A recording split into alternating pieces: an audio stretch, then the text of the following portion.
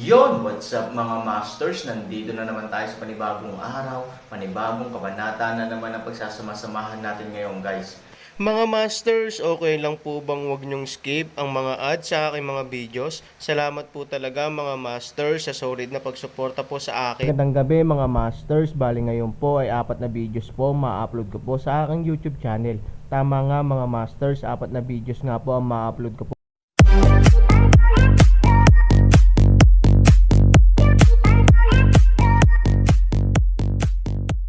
Bali mga masters, kung bago ka pa lang po sa aking YouTube channel, please click the subscribe button, lalong-lalo na po yung notification bell guys, para maging connected pa rin tayo sa isa't isa at maging updated kayo sa mga susunod ko pang video. Bali mga masters, bago natin umpisahan ng kwento ay mag-shoutout po muna tayo para sa mga solid nating tagapakinig. Shoutout kay RB Tuya, shoutout kay Saido. Yun na nga mga masters, no? Bali hindi na ito patagalin. In 3, 2, 1, let's go!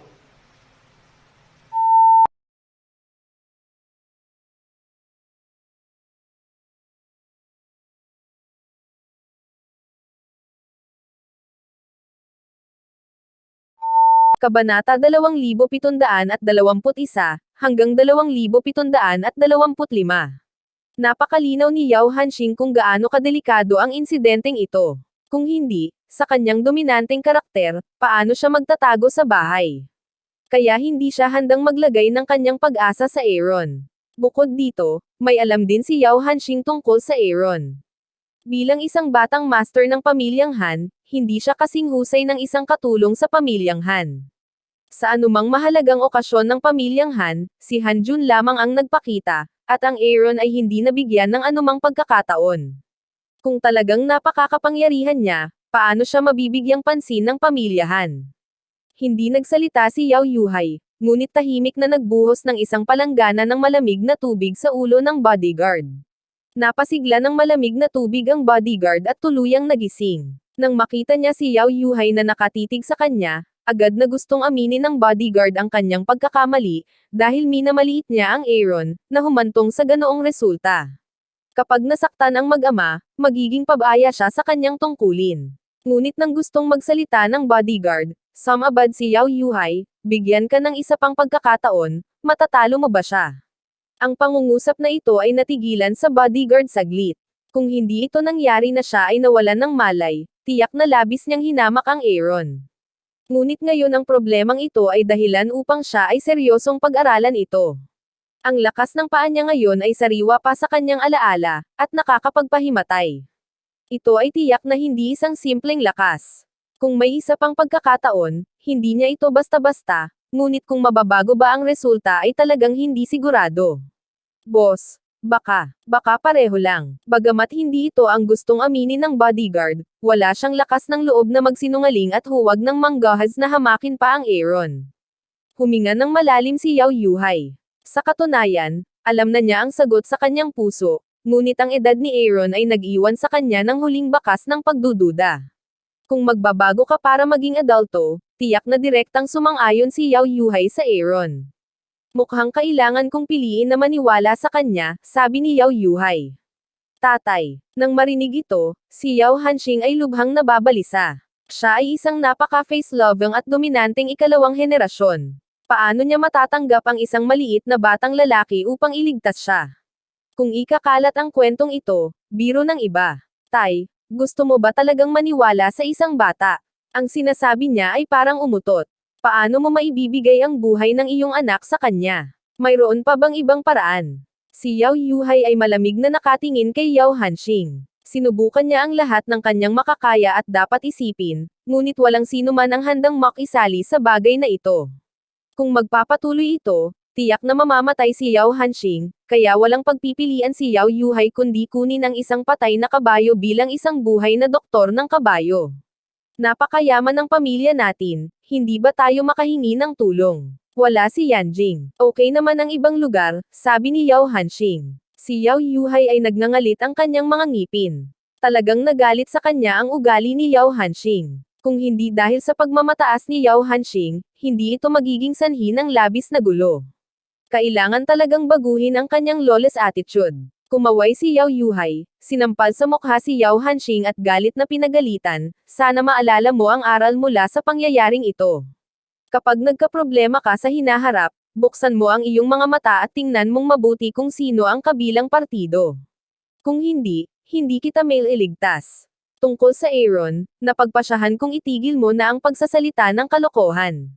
Kung ayaw mo, maaari kang gumawa ng paraan ng mag-isa. Tinakpan ni Yao Hanxing ang kanyang mukha at hindi naglakas loob na magsalita.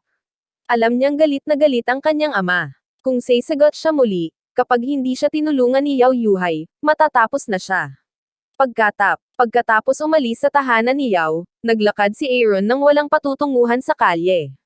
Hindi niya naisip na muli niyang mabubuhay ang kanyang kabataan, at ito ay isang bagay na hindi maibabalik, kaya mahinahon niyang tinanggap sa kanyang puso.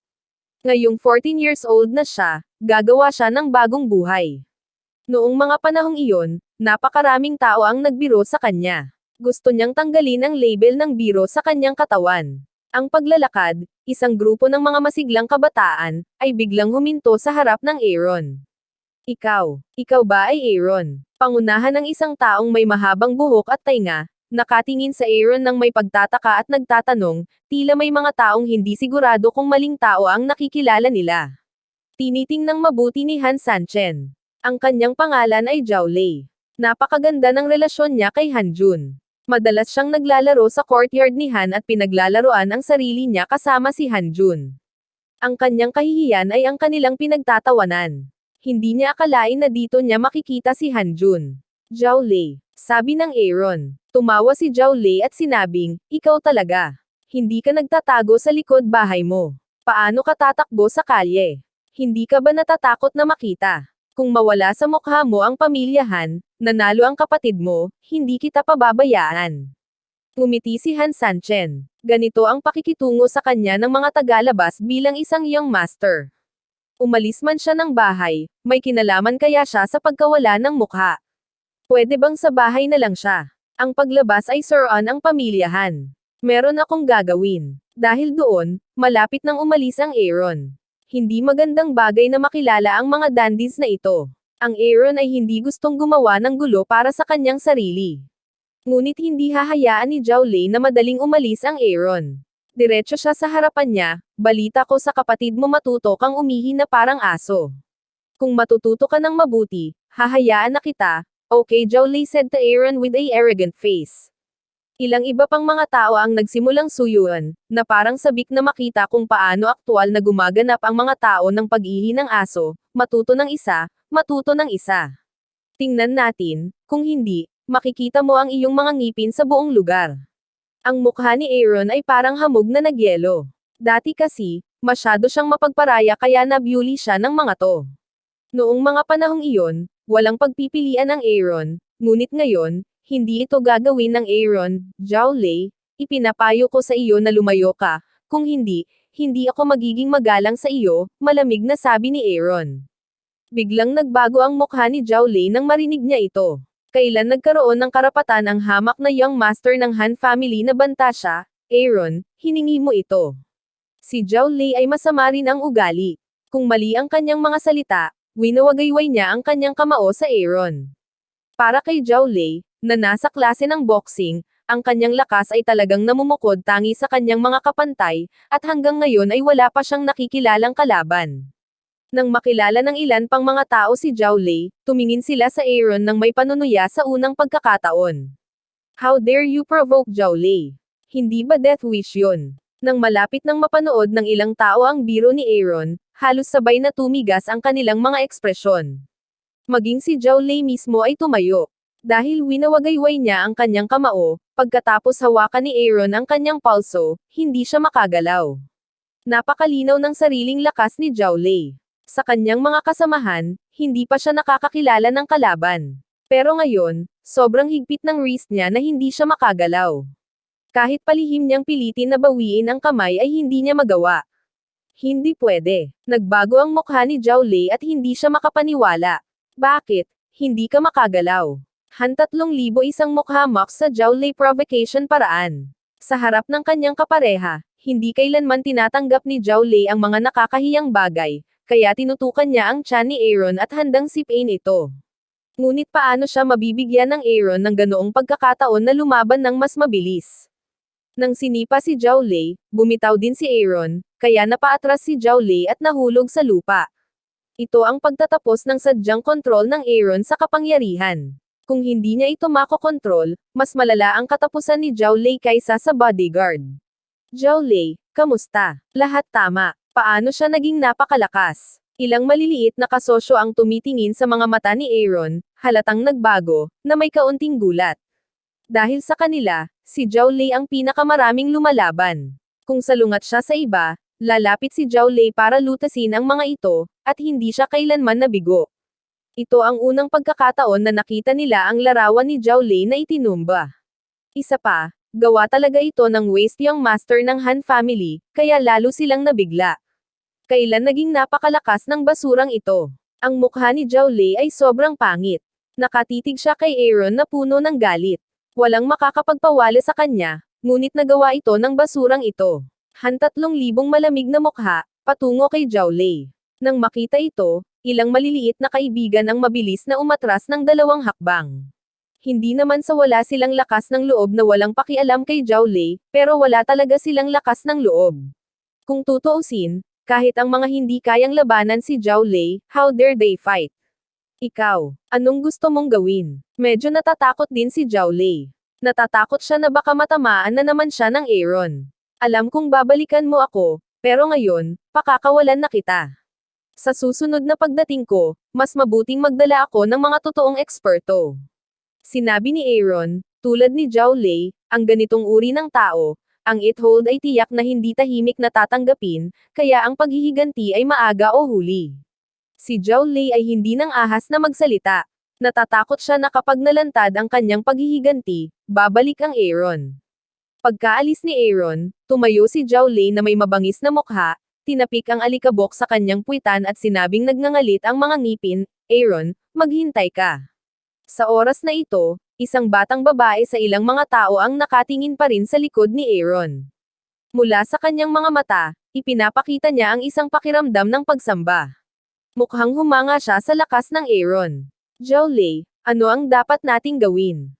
Hindi ito maaaring maging ganoon kadali. Oo, kailangan nating maghiganti. Napangisi si Zhao Lei sa mga salita ng mga lalaking ito. Kung hindi dahil sa pamilyang nasa likod nila, hindi na sana sila nakipaglaro ni Zhao Lei. Wala naman siyang nagawa kapag oras na para tulungan sila. Ngayon ay mabuti na. Excited ang lahat. Siyempre, maghihiganti ako. Ilang elder martial brothers sa martial arts school ang may magandang relasyon sa akin. Kung hihingi ka ng tulong sa kanila, hindi sila tatanggi. Sabi ni Zhao Lei. Sigurado ka ba? Ang maliit na batang babae na nakatitig sa likod ni Aaron ay biglang nagsabi, paano kung ang iyong nakatatandang martial brother ay hindi niya kalaban? Paano ito? Ang aking mga nakatatandang martial brothers ay talagang mga eksperto. Hindi nila siya matatalo. Itinanggi ni Zhao Lei na bagamat hindi niya nilabanan ang Aaron, hindi siya naniniwala na ang Aaron ay maaaring maging mas makapangyarihan kaysa sa nakatatandang kapatid na lalaki ng militar ng paaralan ng martial arts. Hindi na nagsalita ang batang babae, ngunit malabo ang pakiramdam niya na kahit na natagpuan ni Zhao Lei ang mga nakatatandang martial brothers na iyon, maaaring hindi niya matalo ang Aaron. Ngayon lang nilinaw ng Aaron na kilala niya si Zhao Lei ay maghihiganti, at hiniling din niya kay Zhao Lei na maghanap ng ilang tunay na eksperto. Kung wala siyang sapat na tiwala, how dare he say such words? Gayunpaman, para masigurado na sakaling makauwi si Zhao Lei, lihim na tinawagan ni Zhao Lei si Han Jun para tanungin kung ano ang problema niya at kung bakit biglang lumala ang walang kwentang kapatid niya. Nang malaman ni Han Jun ang tungkol sa contradiction sa pagitan ng Aaron at Zhao Lei, ang una niyang naisip ay turuan si Aaron ng leksyon sa pamamagitan ng kamay ni Zhao Lei, kaya itinago niya ang katotohanan na pinabagsak ni Aaron si Yan Jun. Palihim niyang hinawakan si Yan Jun, upang matuto ng ilang mga galaw lamang, hindi na kailangang maglagay ng masyadong maraming sa puso, makahanap ka ng ilang mga tao, walang awa na turuan siya, sa pagkakataong ito ay hindi na kailangan upang bigyan ako ng mukha, patungo sa patay sa loob talunin ang lahat ng karapatan. Sabi ni Han Jun. Hindi inisip ni Zhao Lei na lalakoan siya ni Han Jun, kaya hindi niya ito masyadong inisip. Sabi niya, Huwag kang mag-alala. Hindi ko siya papakawalan ng madali. Naglakas loob akong mawala ang mukha ni Jowley. Gusto kong tumayo siya sa buong buhay niya. Kahit na ang ilang matatanda ay hindi kayang pantayan ang masamang espiritu ng isang bata. This is the despotic child, kung may maitutulong ka, itanong mo lang sa akin.